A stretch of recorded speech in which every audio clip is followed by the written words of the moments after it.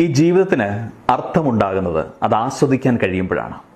എല്ലാ തിരക്കുകളും ബാധ്യതകളും കഴിഞ്ഞ് ആസ്വദിക്കാമെന്നൊക്കെ ചിലരങ്ങ് വിചാരിക്കും. മണ്ടത്തരമെന്നേ ഞാൻ പറയൂ.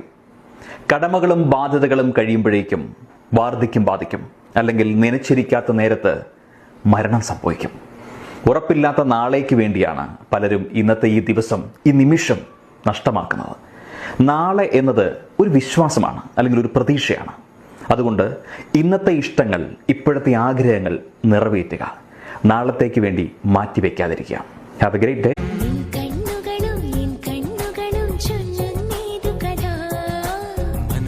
മനസ്സും തമ്മിൽ പറയും നമ്മുടെ സ്നേഹകഥ.